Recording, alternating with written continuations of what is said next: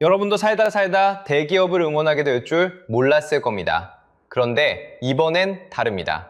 삼성 주주들이 지금 노조원 한 명 한 명을 향해 손해배상 청구장을 준비하고 있거든요. 한국 최고라던 그 귀족 노조가 지금 무너지기 시작했습니다. 5월 21일 삼성전자 노조가 18일짜리 총파업에 들어갑니다. 노조위원장 본인이 추산한 손실만 30조. 그런데 도대체 왜 직원 1,500명이 먼저 노조를 등지고 도망쳤을까요? 도대체 왜 평소 대기업을 욕하던 시청자들이 이번엔 주주 편에 서고 있을까요? 자, 여기서 핵심입니다. 이 회전문이 한 바퀴 다 돌면 그 끝에 서 있는 건 노조도 회사도 아닌 여러분의 국민연금 통장입니다. 함께 파헤쳐 보겠습니다. 자, 이제 시계를 한 달 전으로 돌려보겠습니다. 2026년 4월 21일 서울 서초사옥 앞에 낯선 단체 하나가 등장합니다. 이름은 대한민국 주주운동본부. 그런데 여러분, 이 단체의 인원이 몇 명이었을까요? 단 2명입니다. 설립 신고를 한 지 이틀밖에 안 된 신생단체였거든요. 깃발도 어색하고 피켓도 손글씨였습니다. 그 2명이 이틀 뒤인 4월 23일 서초사옥 앞에서 첫 집회를 엽니다. 양복을 입고 종이 한 장 들고요. 그런데 그들이 외친 한 줄이 한국 모사 역사에서 처음 들어본 말이었습니다. 불법 파업이 벌어지면 노조원 한 명 한 명에게 손해배상을 청구하겠다. 여러분, 이게 무슨 뜻인지 쉽게 말하면요. 회사가 노조에 거는 손배소가 아닙니다.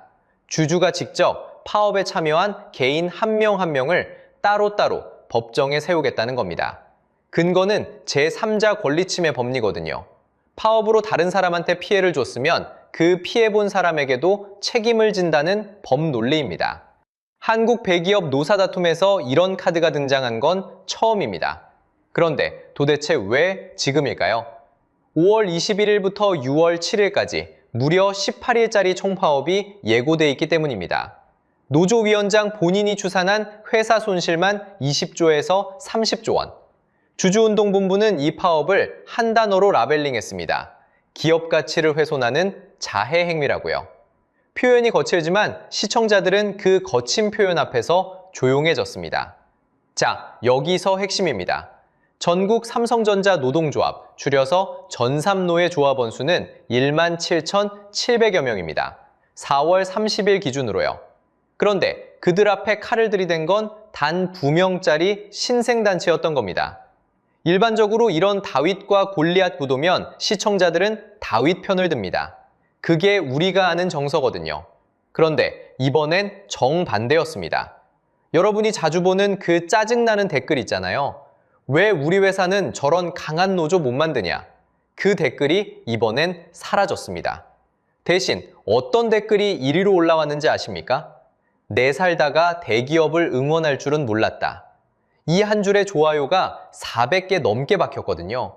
생각해보세요. 평소 같으면 대기업을 욕하던 그 시청자들이 이번엔 단 2명짜리 신생단체에 박수를 치고 있는 겁니다. 그것도 수천 명이요. 옆자리 김 과장님도, 퇴근길 지하철에서 이 뉴스 보던 박 부장님도 똑같이 고개를 끄덕였습니다. 도대체 왜 그랬을까요? 한국 사람들 마음속에서 이 봄에 뭐가 바뀐 걸까요? 결국 그 박수 소리 뒤에는 노조가 입에 올린 숫자 하나가 숨어 있었습니다. 영업이익의 15%. 쉽게 말하면요. 회사가 한 해에 100원을 벌면 그중 15원은 무조건 직원 통장에 꽂아달라는 요구였거든요. 이 숫자가 한국 직장인의 머릿속에서 도대체 얼마짜리 충격으로 환산됐는지 다음 장에서 바로 까보겠습니다. 자, 이제 그 박수 소리 뒤에 있던 숫자 하나를 꺼내보겠습니다. 영업이익의 15%. 쉽게 말하면요. 회사가 한 해에 100원을 벌면 그중 15원은 무조건 직원들 통장에 꽂으라는 겁니다. 잘하든 못하든 호황이든 불황이든 말이죠. 이 숫자 다들 한 번쯤 썸네일에서 보셨을 겁니다. 11조 vs 40조. 그런데 진짜 숫자는 더 무섭습니다. 정확히는 45조거든요. 삼성전자의 올해 예상 영업이익이 약 300조라고 알려져 있죠. 여기에 15%를 곱하면 약 45조가 나옵니다. 한경이 2026년 4월에 직접 계산해 공개한 숫자입니다. 여러분, 45조가 어느 정도인지 감이 잘 안 오실 거예요. 작년 한 해 삼성전자가 주주들에게 푼 배당이 11조 원이었습니다. 노조가 요구한 성과급 재원은 그 배당의 무려 4배에 달합니다. 더 무서운 건요, 삼성전자가 미래를 위해 쏟아부은 R&D 투자비가 작년에 37조 7천억이었거든요. 노조 요구하는 그 R&D 비용마저 가뿐히 넘어섭니다. 자, 여기서 핵심입니다. 삼성전자 국내 임직원이 약 12만 9천 명입니다. 45조를 균등하게 나눠보면 1인당 평균 3억 5천만 원이 돌아갑니다. 그런데 노조가 진짜로 원하는 건 그 균등 배분이 아닙니다. 반도체 부문에 집중해서 분배하면요, 한 사람당 돌아가는 돈이 약 6억 원으로 뛰어오릅니다. 여러분, 6억이라는 숫자 한번 일상으로 환산해 볼까요? 한국 직장인 평균 연봉이 약 5천만 원입니다. 그 6억은 평범한 직장인이 10년 넘게 모아도 쥐기 힘든 돈이에요. 광역시 한 곳에 사는 직장인 한 명이 평생 모을 돈을 삼성 노조원 한 명이 1년 성과급으로 받겠다는 셈인 거죠. 그럼 회사는 도대체 얼마를 제시했을까요? 사측이 협상 테이블에 올린 숫자는 임금 6% 인상에 경력금 600만 원입니다. 노조가 요구한 임금 14% 인상과 경력금 3천만 원, 거기에 영업이익 15% 성과급까지. 그 사이의 격차가 얼마나 큰지 이제 감이 오시죠? 이걸 경제학에서는 경직적 분배라고 부릅니다. 회사 사정이 좋든 나쁘든 무조건 정해진 비율로 가져가는 분배 방식이에요. 호황엔 폭발하지만 불황엔 회사를 같이 끌고 떨어집니다. 반도체는 원래 호황과 불황이 폭풍처럼 갈리는 산업이거든요. 그런데 그 호황의 절반을 무조건 인건비로 묶어버리면 다음 불황 때 회사가 견뎌낼 체력이 사라집니다. 결국 노조가 부른 그 숫자는 단순히 월급 좀 더 달라가 아니었습니다. 한 해 R&D 투자보다 큰 돈을, 한 해 배당의 4배를, 직장인 10년치 연봉을 한 번에 통장에 꽂아달라는 요구였습니다. 그런데 여기서 한 가지 의문이 듭니다. 6억을 더 받겠다는 그 노조원들, 평소엔 도대체 얼마를 받고 있길래 이런 숫자를 부를 수 있는 걸까요? 자, 여기서 핵심입니다. 1인 6억을 더 받겠다는 그 노조원들, 평소엔 도대체 얼마를 받고 있을까요? 2025년 사업보고서에 찍힌 숫자가 있습니다. 평균 연봉 1억 5,800만 원. 한 해 만에 21.5%가 올랐어요.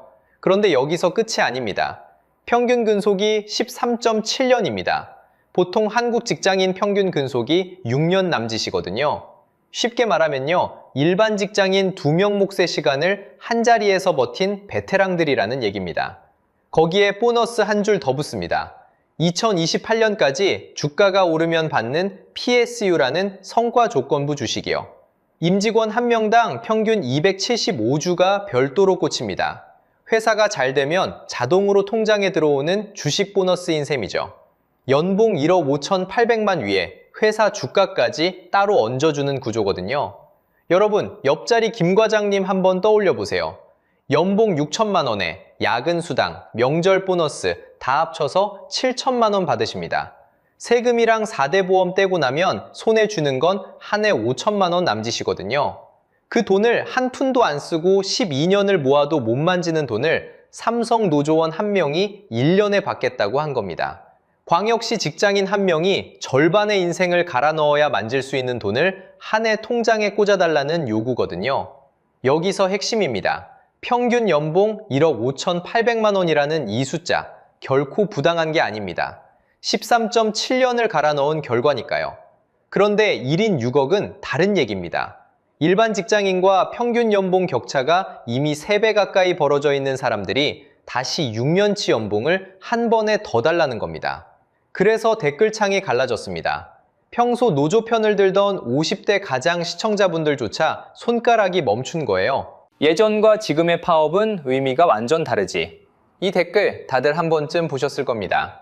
1970년대 임금도 못 받고 야근하던 그 파업하고 평균 1억 5,800만 받는 회사의 파업이 같을 수가 있겠습니까? 억대 연봉 받으면서 무슨 노조냐? 는 그 한 줄도 결국 같은 정서거든요. 그런데 결정타는 따로 있습니다. 노조위원장 본인이 직접 말한 숫자입니다. 18일짜리 파업이 실제로 진행되면 회사가 입을 손실 추산치 20조에서 30조 원이라고 했어요. 자기가 다니는 회사를 자기 손으로 망친다는 걸 본인 입으로 인정한 셈이거든요. 30조면 한국 1년 북방 예산의 절반쯤 됩니다. 그 돈을 18일 만에 태우겠다는 결정을 평균 1억 5,800만에 받는 사람들이 내린 거예요. 자, 이제 그림이 보이시죠? 평균 1억 5,800만 원에 13.7년 근속, 거기에 PSU 275주까지. 이미 한국 직장인 상위권에 자리 잡은 사람들이 다시 광역시민 평생연봉을 1년에 더 달라며 30조짜리 파업카드를 흔들고 있는 겁니다. 귀족노조라는 댓글 속 그 단어, 결코 과장이 아니었던 거죠. 자, 여기서 핵심입니다. 여러분, 이상한 일이 벌어졌거든요. 노조의 칼을 빼든 게 주주만이 아니었습니다. 노조원이 노조원의 등을 찌르기 시작한 겁니다. 4월 말 비반도체 부문 직원 1,500여 명이 노조를 단체로 탈퇴했습니다. 이유는 단 한 줄이었어요. 성과급은 어차피 남의 일이다. 6억이 흐르는 통로가 반도체 부문에만 깔려 있는데 비반도체 직원들이 18일짜리 파업의 위험을 같이 짊어질 이유가 없었던 겁니다. 한솥밥 먹던 동료가 먼저 숟가락을 놓고 나간 거죠. 게다가 노조 일부에서는 파업 참여 안 하면 동료로 보기 어렵다는 도 넘은 압박까지 나왔습니다. 회전문이 한 바퀴 안에서부터 돌기 시작한 겁니다. 그런데 회전문은 안에서만 돌지 않았습니다. 4월 30일 이재명 대통령이 수석 보좌관 회의에서 한마디를 던졌어요. 일부 조직 노동자들이 자기만 살겠다고 과도한 요구를 한다. 그러면 다른 노동자들에게도 피해가 간다. 산업통상부 장관도 같은 날 직격탄을 날렸습니다. 노조 옹호 정서가 강한 정부조차 등을 돌린 겁니다. 그리고 5월 5일 글로벌 IB와 국내 증권사들이 일제히 삼성전자 실적 전망치를 끌어내렸습니다. 이유는 딱 하나, 파업 리스크였습니다. 외국인 지분율은 3월 말 48.9%까지 떨어졌어요. 2013년 10월 이후 13년 만에 최저치입니다. 4월 29일 49.19%로 살짝 올라갔지만 여전히 위태로운 자리예요. 1,500명 탈퇴, 대통령 발언, 외국인 매도, 실적 전망 하향, 위협은 도미노처럼 쌓이고 있었습니다. 자, 이제 진짜 무서운 부분으로 들어가 볼게요. 그런데 진짜 무서운 건 이게 한국 안에서 끝나는 얘기가 아니라는 겁니다. 여러분, 통장으로 돌아오는 길을 같이 따라가 봅시다. 삼성전자 반도체 라인은 24시간 돌아갑니다. 단 30분만 멈춰도 손실이 약 500억 원입니다. 웨이퍼 한 장이 5, 6개월짜리 공정이거든요. 중간에 멈추면 그냥 폐기예요. 노조위원장 본인이 추산한 18일 파업 손실이 자그마치 30조 원입니다. 자기 고용주를 자기 입으로 30조짜리라고 부른 셈이죠. 쉽게 말하면요, 광역시 하나의 1년 살림살이가 통째로 증발하는 규모입니다. 여기서 돈의 흐름을 해부해 봅시다. 30조가 사라지면 그중 국민연금 지분이 7.57%니까 약 2조 2,700억 원이 국민연금 통장에서 빠져나갑니다. 가입자 2,247만 명으로 나누면 1인당 약 1만 원이에요. 뭐야, 1만 원이야 싶으시죠? 그런데 여기서 끝나지 않습니다. 외국인 지분율이 1%만 더 빠져도 삼성전자 시가총액에서 추가로 11조 가까이 증발합니다. 그 손실분 중 국민연금목만 다시 약 8,700억이 사라지죠. 두 번 합치면 1인당 손실이 1만 4천 원에서 1만 5천 원 수준으로 불어납니다. 외국인 매도가 한두 번이 아니라 일주일만 이어진다면 회전문 청구서는 한 사람당 수만 원짜리로 커집니다. 결국 30조짜리 파업이 만 원 한 장으로 끝날 거라 믿었던 게 가장 큰 착각인 거죠. 이걸 경제학에서는 죄수의 딜레마라고 부릅니다. 다 같이 협조하면 모두 이익인데 한쪽이 욕심을 부리는 순간 모두가 손해보는 구조죠. 17,789명이 휘두른 칼이 동료 1,500명의 등을 찌르고 외국인 투자자의 손목을 베고 마지막엔 여러분 부모님 국민연금 통장으로 돌아오는 회전문. 부메랑은 이미 던져졌습니다. 상식적으로 생각하면 다른 나라 반도체 회사 노조는 도대체 이 문제를 어떻게 풀고 있을까요? 상식적으로 생각하면 다른 나라 반도체 회사 노조는 도대체 어떻게 하고 있을까요? 같은 슈퍼사이클을 누리고 있는 SK하이닉스부터 보겠습니다. SK하이닉스는 2025년에 노사가 이미 합의를 끝냈습니다. 핵심은 영업이익의 10%를 PS, 그러니까 성과급 재원으로 정관에 명문화한 겁니다. 향후 10년간 적용입니다. 그런데 진짜 똑똑한 건 그 다음입니다. 산정된 금액의 80%만 그 해에 주고 나머지 20%는 2년에 걸쳐 매년 10%씩 이연해서 지급합니다. 쉽게 말하면요, 호황일 때 다 털어주는 게 아니라 일부를 남겨뒀다가 불황일 때 받는 구조입니다. 회사가 휘청거릴 때 직원도 같이 안전벨트를 매는 셈이죠. 임금 인상은 6%로 잡았습니다. 자, 여기서 핵심입니다. SK하이닉스가 200조 영업이익을 낸다고 가정해보면요, 1인당 평균 PS가 약 6억 원 수준으로 환산됩니다. 어디서 본 숫자죠? 네, 삼성 노조가 요구하는 그 6억과 거의 똑같은 결론입니다. 그런데 한쪽은 18일짜리 파업과 30조 손실을 거치고 있고 한쪽은 이미 평화롭게 합의를 마쳤습니다. 결과는 같은데 길이 완전히 달랐던 겁니다. TSMC는요, 노조 자체가 없습니다. 그런데 평균 연봉이 삼성에 근접합니다. 어떻게요? 임금과 분배 비율을 노조 협상이 아니라 정관과 이사회가 결정하기 때문입니다. 신입 월급도 공개돼 있습니다. 석사 약 302만 원, 학사 약 199만 원, 고졸 약 178만 원입니다. 2025년 성과급 총액은 약 8조 6,800억 원, 1인 평균 약 1억 1,100만 원이었습니다. 협상 테이블에서 찢고 멱살 잡는 과정 자체가 없는 거죠.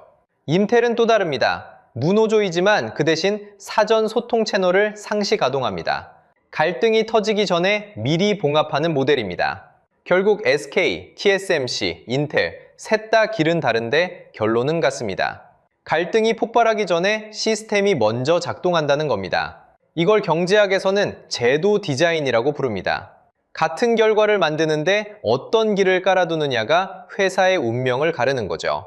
한국만 유독 파업카드와 손배소 카드가 정면으로 부딪히고 있습니다. 결국 회전문이 한 바퀴를 다 돌고 나면 그 끝에 누가 서 있는지 보입니다. 자, 이제 회전문이 한 바퀴를 다 돌았습니다. 그 끝에 누가 서 있는지 보입니다. 결국 17,789명이 휘두른 칼이 동료 1,500명의 등을 찌르고 외국인 투자자들의 손목을 베고 마지막엔 여러분 국민연금 통장에 돌아왔습니다. 회전문이 한 바퀴 돌았습니다. 두 바퀴 돌았습니다. 그리고 이제 세 바퀴째가 돌기 시작하고 있습니다. 그런데 여기서 핵심은요, 이 회전문은 멈출 수 있다는 겁니다. 멈출 의지만 있다면요. 문제는 그 의지가 지금 어디에도 보이지 않는다는 거죠. 자, 그럼 앞으로 어떻게 될까요? 2026년 3월 10일 노란공투법이 이미 시행됐습니다. 쉽게 말하면요, 회사가 노조원에게 함부로 손해배상 못 걸게 만든 법이거든요. 그래서 주주운동본부가 예고한 손배소도 실효성이 제한적입니다. 다만 폭력이나 파괴 같은 명백한 불법 행위는 여전히 청구가 가능합니다. 그래서 5월 21일 파업이 어떤 양상으로 흐르느냐, 그게 분기점입니다. 평화 파업으로 끝나면 손배소는 공모한 위협이 됩니다. 하지만 단 한 번이라도 라인이 강제로 멈추면 그땐 노조원 한 명 한 명에게 청구서가 날아갑니다. 그럼 도대체 어떻게 풀어야 할까요? 길은 이미 다른 회사들이 깔아뒀습니다. 첫째, SK하이닉스식 영업이익 연동 더하기 2연 구조입니다. 호황엔 많이, 불황엔 덜. 그것도 80은 당해, 20은 2년에 걸쳐 나눠서 회사도 직원도 같이 굴러가는 구조거든요. 둘째, TSMC식 정관과 이사회 결정입니다. 분배 비율을 아예 회사 헌법에 박아두는 거죠. 그러면 매년 싸울 일이 없습니다. 셋째, 비반도체 부문 분리합의 구조입니다. 1,500명이 노조를 떠난 이유가 뭐였습니까? 반도체에만 6억이 흐르는 분배 구조였잖아요. 부문별로 따로 합의하면 됩니다. 이 세 가지 길 중에 어느 하나라도 진지하게 검토되면 회전문은 멈춥니다. 그런데도 지금은 파업카드와 손배소 카드만 부딪히고 있죠. 결국 여러분이 살다 대기업 편을 들게 된 이 이상한 봄, 그건 노조가 무너져서가 아닙니다. 우리 모두가 같은 회전문 안에 서 있다는 걸 깨달았기 때문일지 모릅니다. 여러분, 국민연금 통장에서 10,000원이 사라지는 18일짜리 파업, 여러분은 어느 편이십니까? 댓글에 한 줄 남겨주세요. 다음 영상에서는요, 이번에 평가액이 4배가 된 국민연금, 도대체 왜 이런 한 종목 몰빵 구조에 갇히게 됐는지 그 숨겨진 운용 구조의 진짜 민낯을 파헤쳐 보겠습니다. 오늘 영상이 유익하고 재밌으셨다면 구독과 좋아요 부탁드리겠습니다. 오늘도 시청해 주셔서 정말 감사드립니다.